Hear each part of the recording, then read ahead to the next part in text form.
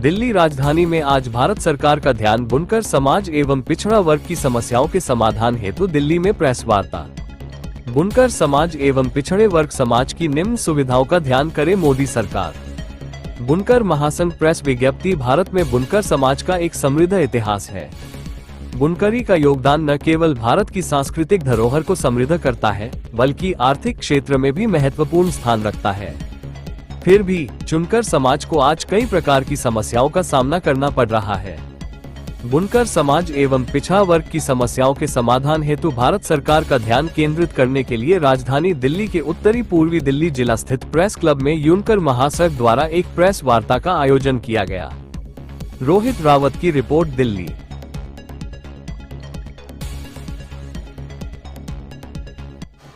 मैं प्रसाद पाकले महाराष्ट्र से हूँ, मुंबई से बुनकर महासंघ का अध्यक्ष हूँ और पिछड़े जनजातियों के लिए प्रेस वार्ता का उद्देश्य यह है कि हम लोग बुनकर समाज के समस्याओं के ऊपर और पिछड़े वर्ग के समस्याओं के ऊपर ध्यान खींचना चाहते हैं सरकार का।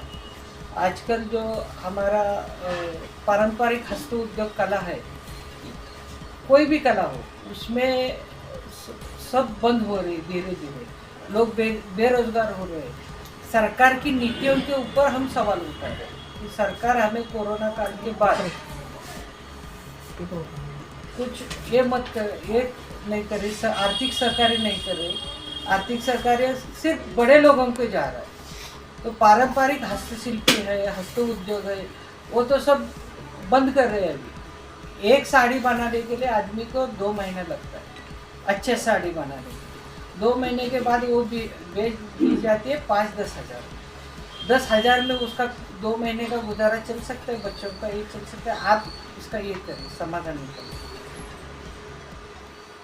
हमारे समाज का कोई प्रतिनिधि ना होने के कारण ना राज्यसभा में है, ना विधानसभा में है, तो हम लोग प्रश्न नहीं सवाल कर रहे, मतलब सवाल नहीं उठा रहे, ना हल नहीं कर रहे।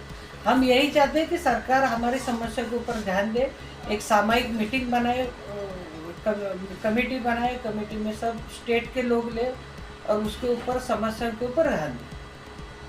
आज की प्रेस वार्ता का माध्यम किसको अपनी बात पहुंचाना चाहते हैं? भारत प्रधान जी को, भारत सरकार जी। तो क्या कुछ हमारे माध्यम से यहाँ रखेंगे? क्या क्या ऐसी समस्याएं हैं जो आप वहाँ तक पहुँचाना चाहते हैं? अभी हमारे कुछ साथी ये दिल्ली से हैं, कर्नाटक से हैं, मध्य प्रदेश से हैं, छत्तीसगढ़ से आने वाले कुछ रुक गए। ये सब अपने अपनी स्टेट की बात रखेंगे। मैं महाराष्ट्र की बात करूँगा। महाराष्ट्र में आज बुनकर 20% रह गए, बुनकर व्यवसाय 20% रह गए। लोग काम छोड़ के मतलब दूसरे काम में लग गए कि उसमें हमें ज़्यादा इनकम हो रहा है। और पारंपरिक जो पैठनी है, नासिक की, येवला की पैठनी है, ऐसे पारंपरिक हस्तशिल्पी बंद हो रहे हैं। हम चाहते हैं कि सरकार की तरफ से कुछ पहल हो जाए कि उसको समाधान करे, लोन दे, कच्चे माल के ऊपर लोन दे, जो बनाया है उसको सरकार बेचने के लिए कोई प्रावधान करे। कुछ सब ठप्प है। ये संस्था जिस तरह से आप बता रहे हैं उस हिसाब से प्रधानमंत्री योजना के अंतर्गत बहुत सारे बुनकर समाज को लोन भी दिया गया है और ऐसे बहुत सारे काम दिखाए जा रहे हैं। क्या आपको लगता है कि बुनकर समाज उनसे वंचित है? सर, दिखाई जा रही, जितना मिलना चाहिए उतना नहीं मिल रहा। मैं वही कह रहा हूँ, एक साड़ी बनाने को 2 महीना लगता है। हस्तशिल्पी को जो दिया है वो सब जो पावरलूम है उनको दिया है। हम हस्तशिल्पी की बात कर रहे हैं। जो बड़े 10 करोड़ के ऊपर के, जो 1 करोड़ के ऊपर जो मिल है, जो मशीन पे चलते हैं, उनकी बात अलग है। और हमारी जो पारंपरिक समाज है, बुनकर समाज, बुनाई वाले, उनकी समस्याएं अलग है। तो बेसिकली ये महाराष्ट्र की बात आप कर रहे हैं? ऑल इंडिया की। कर्नाटक के ये है, मध्य प्रदेश में वही हाल है, दिल्ली के हमारे साथी वही हाल है। आज उत्तर प्रदेश में भी वही हाल है। बंगाल में जाओगे तो पारंपरिक जो बुनाई कर रहा है वो पीछे पड़ रहा है। पारंपरिक व्यवसाय छोड़ के दूसरी जगह जा रहा है, शिफ्ट हो रहा है। कोई दुकान डाल रहा है, कोई दूसरा धंधा कर रहा है कि उसमें उसको फिक्स इनकम है। और हमारा जो बिजनेस, हमारा जो व्यवसाय है वो सीधा खेती के कनेक्टेड है। खेती को जैसा खेती वाले अभी खेती बंद कर रहे हैं, वैसे हमारे स्थिति हो गई। आपके हिसाब से इस तरह का कोई और व्यापार जिसको सरकार बहुत फायदा पहुंचा रही है और आपको अनदेखी कर रही हो, क्या लग रहा है? क्योंकि पारंपरिक बात करने से पैसा चाहिए, ये बात अलग हो रही है। नहीं सर, अभी देखिए पावरलूम को मार्केट दे रहे सरकार, जो कपड़े का ये दे रहे सब पावरलूम को दे रहे। हम लोग हस्तशिल्पी के जो पारंपरिक बुनाई करते हैं घर में या जो महिलाएं करती है पारंपरिक, उनकी बात करें, पारंपरिक बुनाई की बात करें, लघु उद्योग की बात करना लघु उद्योग की लघु उद्योग है। तो लघु उद्योग के लिए भी सरकार ने एमएसएमई के अंदर निकाला है, लेकिन मिल नहीं रहा ना, वहां तक नहीं जा रहा। और इसको भ्रष्टाचार करप्शन बोलेंगे या सरकार की नीति ही नहीं है? सरकार की नीति कमजोर है। हम भ्रष्टाचार नहीं कह सकते क्योंकि उसको हमें ये देना पड़ेगा, सरकार की नीतियों में कमी है। हम वन विंडो, अगर आप जैसे अभी गुजरात में वन विंडो चालू किया, एक विंडो में आप आइए, एक विंडो में आपको 10 में इसमें आपका काम खत्म होगा, वैसे आप सब जगह चालू करें। केंद्र सरकार ही है ना एक जगह पे, गुजरात को अलग न्याय, उत्तर प्रदेश को, दिल्ली को अलग न्याय, महाराष्ट्र को, ऐसे मत करें ना, आप एक विंडो सब जगह चालू करें। सर मेरा सवाल आपसे, ये आप महाराष्ट्र से आए हैं, आपके प्रेस वार्ता का जो बोर्ड है उसके अंदर 3 केंद्रीय मंत्री की फोटो है, ऐसा क्या हो गया है कि वो मंत्री आपकी हेल्प नहीं कर रहे? नहीं, वो पिछड़े वर्ग के, इसके लिए हमने लगाया। अभी हमारे छगन भुजबल जी, उनको कैबिनेट मिनिस्ट्री से हटा दिया, जिन्होंने अकेले दम पे, वो आदमी ने मराठा आंदोलन को टक्कर दी। जो मराठा आंदोलन जिसपे ना मुख्यमंत्री बात कर रहे थे, ना देवेंद्र फडणवीस जी बात कर रहे थे, एक आदमी टकराए उनसे, वही छगन भुजबल। क्या आपने बुनकर समाज की बात लिखित में इन मंत्रियों को दी है? दी है, उन्होंने बोला है कि आप प्रेस वार्ता में रखिए, जब इसमें आएगा तो हम उस पर समाधान निकालेंगे। तो क्या चाहते हैं आप? हम चाहते हैं कि एक हमारा समाज का सदस्य उसमें बैठा रहे, जो काम करता है समाज के लिए। राजनीतिक नहीं चाहते हम लोग, राजनीतिक कोई समाधान नहीं चाहते। राजनीतिक ऐसा है कि आप अभी जो महामंडल है, उसके ऊपर वस्त्रोद्योग महामंडल है, खादी, वो सब जो जिनको चुनाव नहीं आता उनका सेटलमेंट वहाँ करते, वो अपना ही काम देखते, दूसरों को देखते, मतलब जो गरीब लोगों को नीचे नहीं। जो पारंपरिक बुनकर है उनको हम उस जगह पे चाहते हैं कि वो ऐसा कमेटी बनाओ, मेंबरशिप दे दो कि वो समाज को मदद करे नीचे। ये आवाज़ पहुंचाने के लिए बुनकर समाज पहले देर आने से पहले आपको माफ़ी चाहता हूँ सब लोगों का। मेरा नाम डॉक्टर MS दड़ेल है, मैं डबल ग्रेजुएट सर्जन हूँ कर्नाटक से। मेरे होल परिवार सब डॉक्टर से है। मैं 25 साल से बुनकर लोगों का सहायता कर रहा हूँ, बढ़ रहा हूँ, लड़ रहा हूँ। 2008 में हम एक समूह 50,000 का बुनकर लोगों का जमा करके हमारा मुख्यमंत्री को ले आया था। उसको हमारा सब प्रॉब्लम दिया मगर कुछ नहीं हुआ। हमारा कर्नाटक में बुनकर लोगों का हालत इतना ख़राब है, सब लोग मोर देन 70% ऑफ द लोग हैंडलूम लोग आप छोड़ रहे हैं और अलग काम नहीं रहता उसको। बुनकर लोगों को वो क्या बोलते हो, नेगे करके उसका काम अलग नहीं रहता। वो होटल में काम करना चालू करके हमारा ये 2 दिन में एक साड़ी बनाता है, हफ्ते में 1000 मिलता है। सब वो होल फैमिली काम करना पड़ता है। इसके वास्ते हमारा वो प्रॉब्लम बहुत, हमारा असेंबली में 232 दैट बोले तो 222 असेंबली है, एक भी हमारा उनका लोगों का रिप्रेजेंटेशन है। कोई आवाज़ नहीं सुन रहे, आवाज़ सुनते भी निगलेक्ट कर रहे हैं। इसके वास्ते हम नेशनल में हम दिल्ली आके जरा ये उनको लोगों का हालत का सर पे सबको परिचय, राजकीय व्यक्ति को परिचय करना। हमारा हालत इतना ख़राब है, तो हेरिटेज है हमारा हैंडलूम का, वो बहुत कीमत के वाले है। तिलकल, बनारस शेरी कोई भी नहीं बनता, उतना अच्छा है। सिल्क कच्चा माल बहुत बहुत बहुत महंगा हो गया, नहीं हमारा ये काम नहीं चल रहा है। और मार्केट में इतना ख़राब है।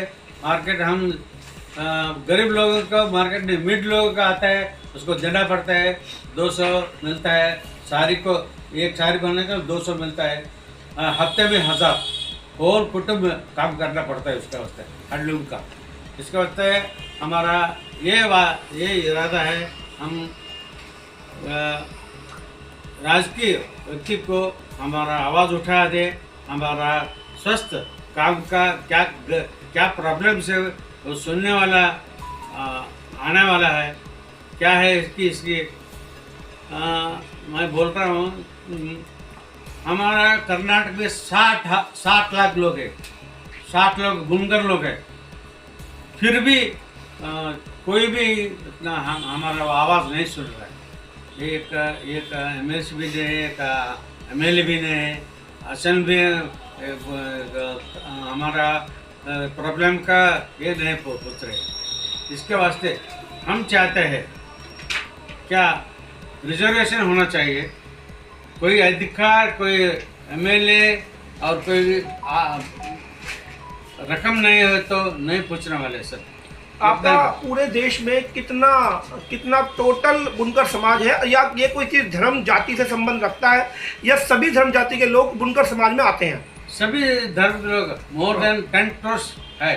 10 करोड़? हाँ, इंडिया में, भारत में। हमारे कर्नाटक में 60 लाख है। सर, आपने कहा कि आपकी सरकार कोई आवाज़ नहीं सुन रही है। अपनी मांगों को लेकर आप पार्लियामेंट सेशन चल रहा है, क्या दिल्ली में प्रदर्शन, धरना या कोई ऐसा कुछ करेंगे जिससे सरकार आपकी तरफ आकर्षित हो, आपकी आवाज़ सुने?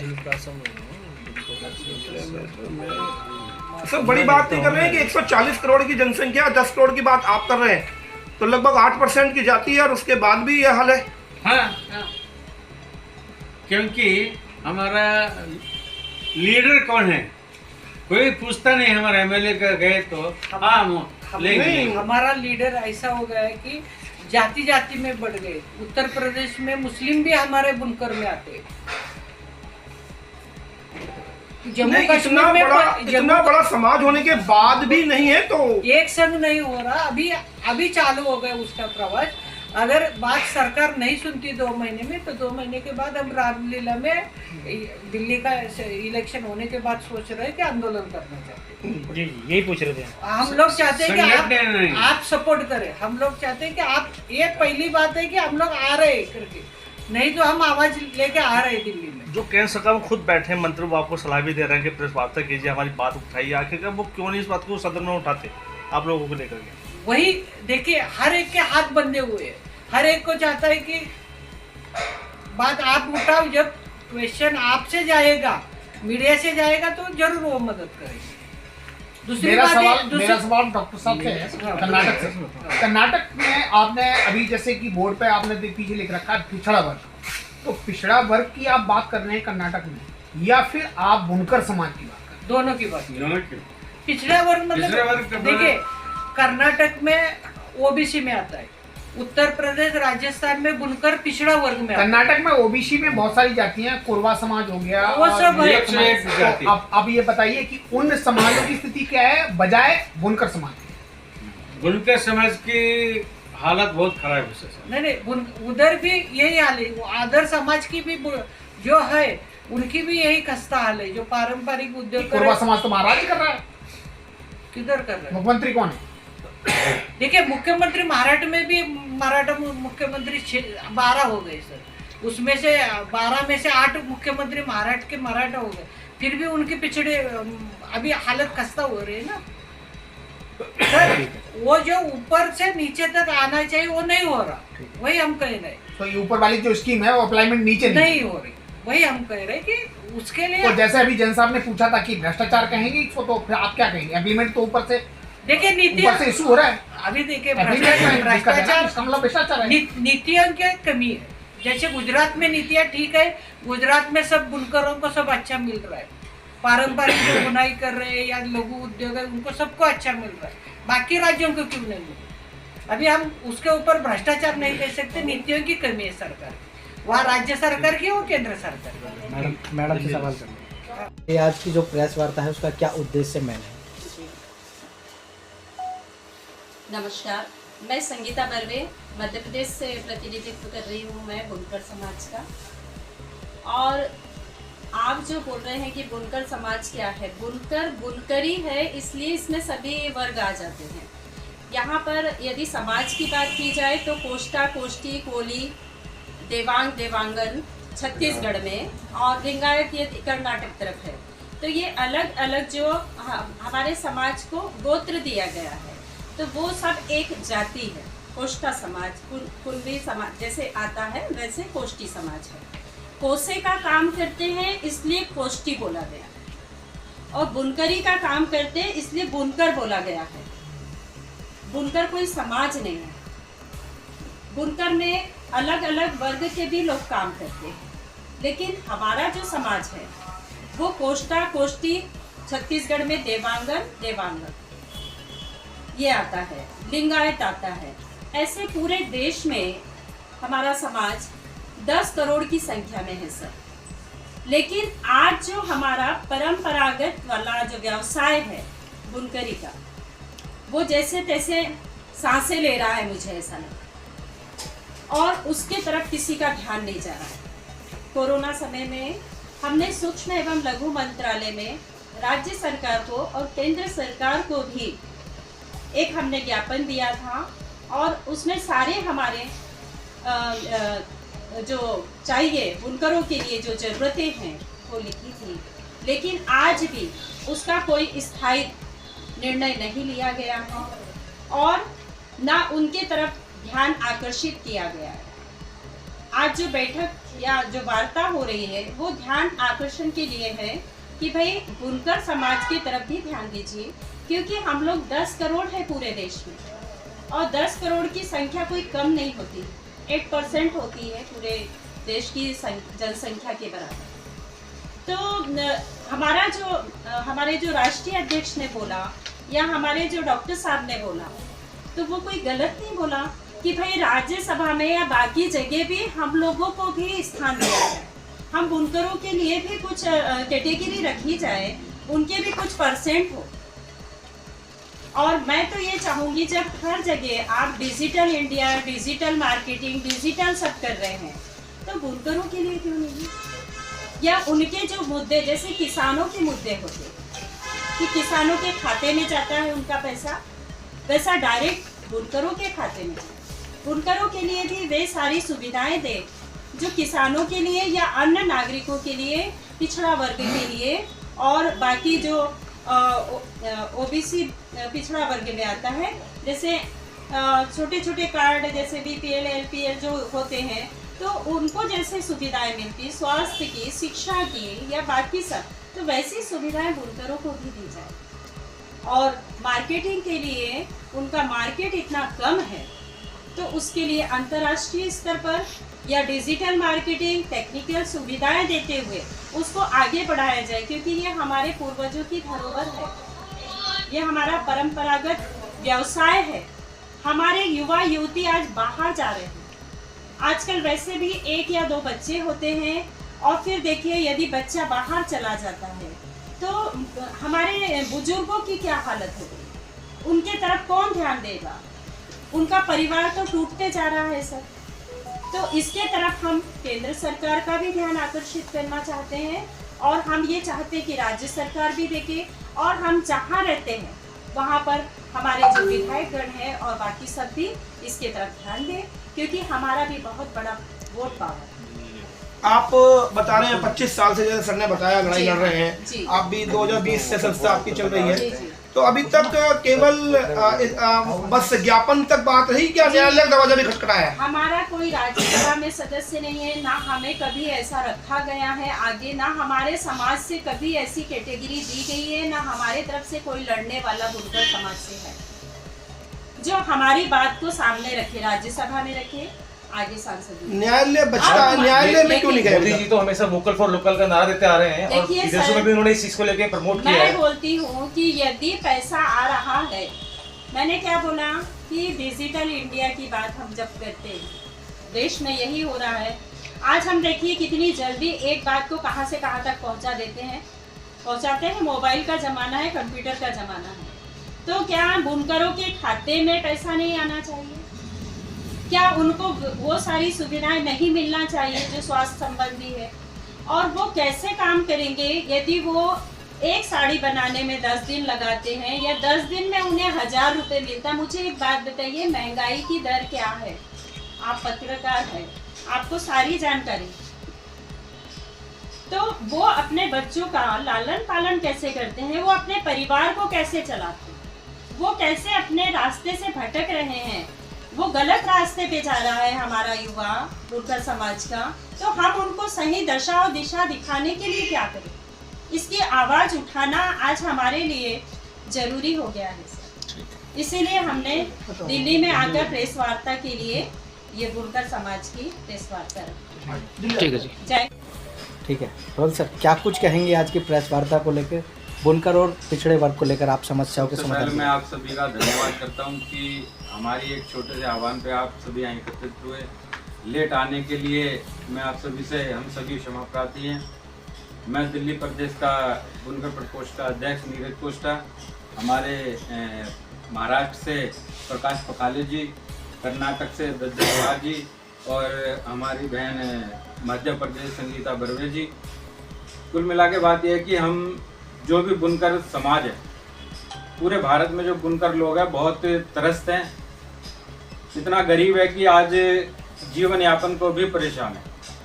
सबसे पहली बात यह है कि पूरे भारत में आदरणीय मोदी जी से एक आह्वान है कि वो बुनकर समाज के लिए पूरे भारत में एक ऐसा फंड लागू करें जिससे उनकी आर्थिक सहायता, लालन पालन हो बच्चों का या पढ़ाई की शिक्षा हो, उसके लिए एक फंड चाहे कितने ही पैसे का थोड़ा सा एक अलग किया जाए जिससे उसको आर्थिक सहायता के रूप में उसे मिले, उसका जीवन यापन दूर हो। दूसरी बात है कि हमारे भाई साहब ने कहा कि हम 10 करोड़ कैसे हैं। अगर हम एक छोटा सा सर्वे करने जाएंगे तो शायद हम 10 करोड़ से भी ज़्यादा हो जाएंगे। अभी हमने सर्वे नहीं किया, हमने मोटा मोटा आकलन किया कि हम 10 करोड़ हैं। 10 करोड़ के हमारे मध्य प्रदेश में, चाहे कहीं से भी ले लीजिए, मध्य प्रदेश में पूरे हैं। छत्तीसगढ़ में हमारा बहुत भरपूर समाज है। कर्नाटक में भाई साहब बता रहे पूरा भरपूर समाज है। दिल्ली में हम पूरी तरह भरपूर हैं। महाराष्ट्र में हम भरपूर हैं। मध्य प्रदेश में हम पूरी तरह हैं। सरकार बनाने में भी और गिराने में भी पूरा साथ देते हैं और हम सरकार के साथ रहते हैं हमेशा। दिल्ली की बात है, दिल्ली में हम बड़ा परेशान हैं। हमने दिल्ली में 2017 में एक ओबीसी के स्टेट के लिए तो हमने आवेदन किया जो हमारा काफ़ी पहले पूरा हो गया। अब केंद्र सरकार में हमें, हमारे जो बच्चे आगे पढ़ रहे हैं उसके लिए इतनी समस्या आती है कि वो केंद्र की नौकरियों में आवेदन जब करते हैं तो केंद्र की जो लिस्ट होती है उसमें हमारा नाम नहीं होता। अभी मेरे कुछ जानकार आए कि उनका तो सिलेक्शन भी हो गया, लेकिन ओबीसी की लिस्ट में ना होने के कारण उन्हें इंटरव्यू से ही वापस आना पड़ा।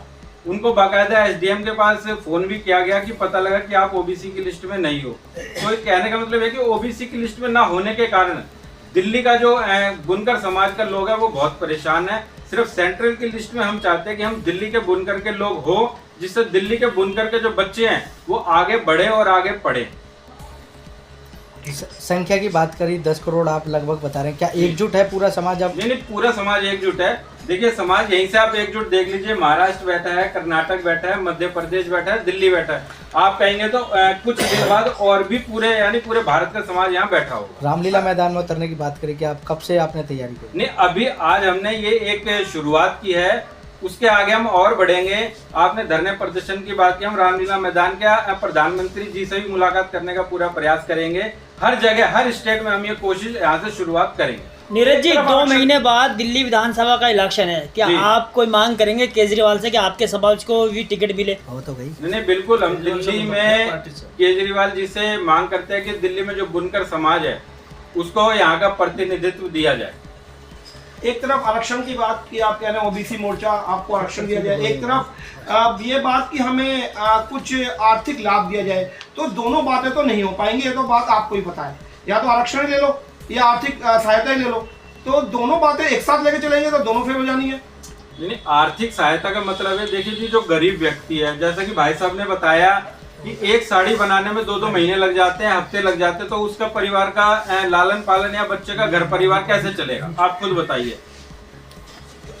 बुनकर समाज के लिए स्पेशल आरक्षण के लिए परसेंटेज दी जाए सर, हम या उसी में से डिवाइडेशन के? अभी जरा थोड़ा खुल के बताता हूँ। ये दिल्ली में है, ये ओपन में है। दिल्ली के राज्य सरकार ने बुनकरों को ओबीसी पिछड़ा वर्ग में सिफारिश की है, लेकिन केंद्र सरकार नहीं दे रहा। हम महाराष्ट्र से है, महाराष्ट्र में SBC स्पेशल बैकवर्ड क्लास 2% अलग किया हुआ है, वो उसमें हम स्टेट में है, लेकिन केंद्र सरकार हमें नहीं दे रहा उच्च शिक्षा या नौकरी के लिए। स्टेट दे रही है, स्टेट दे रही है लेकिन केंद्र सरकार नहीं दे रहा। इनका भी वही प्रॉब्लम हमारा भी वही इशू है कि दिल्ली सरकार दे रही है, लेकिन केंद्र सरकार में जब आवेदन किया तो हमें वो ओपन में भेजते या OBC में भेजते हैं, तो दिक्कत है हम लोग। स्टेट से तो और हमें ये बाकी मध्य प्रदेश और राजस्थान में बुनकर पिछड़ा वर्ग में है। कर्नाटक में कोई रिजर्वेशन नहीं, कर्नाटक में रिजर्वेशन नहीं, वही इसके लिए हम लोग चाहते हैं कि बुनकरों के लिए एक प्लेटफॉर्म बनाया जाए